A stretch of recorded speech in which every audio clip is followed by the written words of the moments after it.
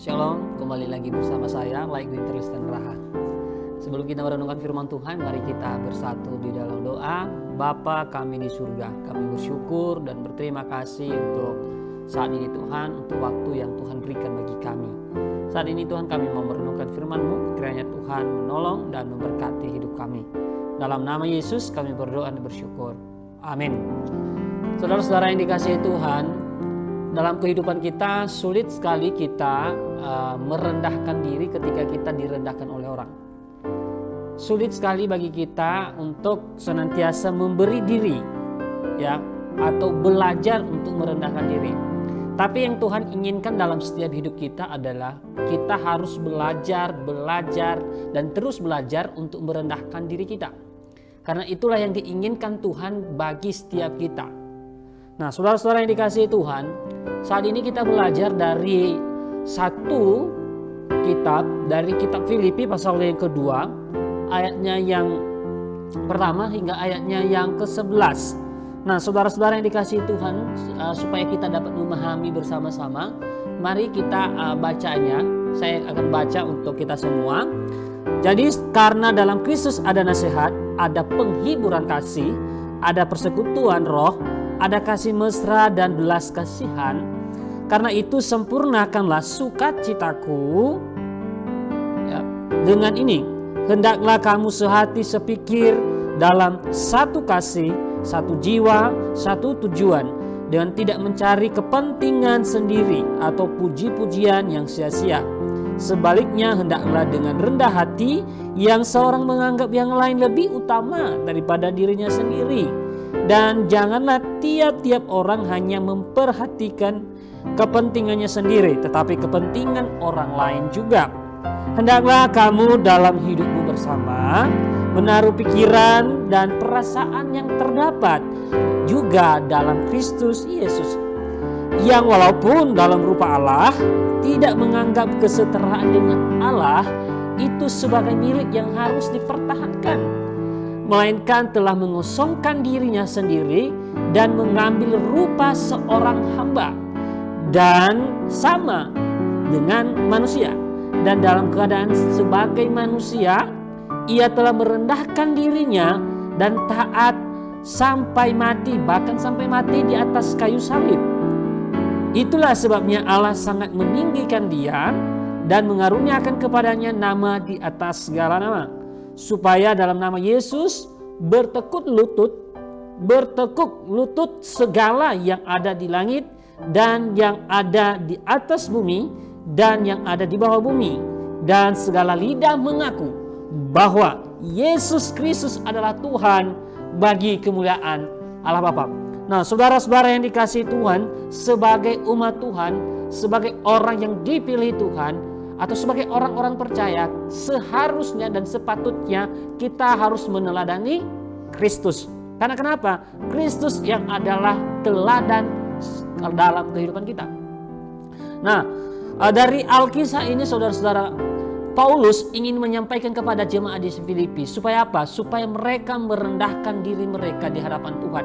Belajar merendahkan diri.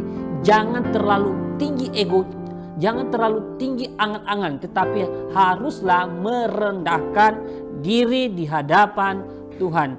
Nah, setiap kita merupakan bagian dari komunitas, ya, yang memiliki identitas tertentu, saudara-saudara. Entah itu keluarga, entah itu gereja, entah itu di dalam masyarakat. Kekuatan, ya, komunitas yang ada adalah terletak pada kesatuan hati, ya, terletak pada pikiran, kasih, jiwa, dan tujuan yang sama, ya, bagi setiap anggota. Seperti yang dikatakan di ayat 2 tadinya.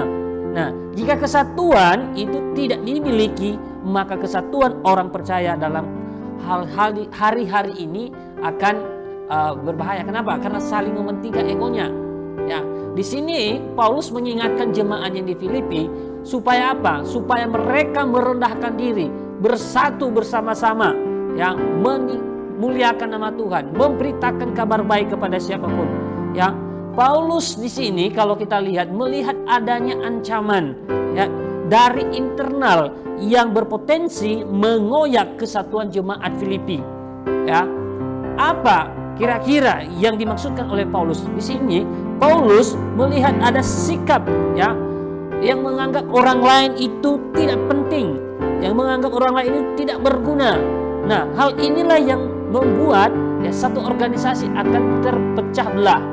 Nah, di sini sikap itu ya terwujud dari mana? Dari kesombongan-kesombongan yang timbul dalam benak setiap orang, ya dalam setiap jemaat.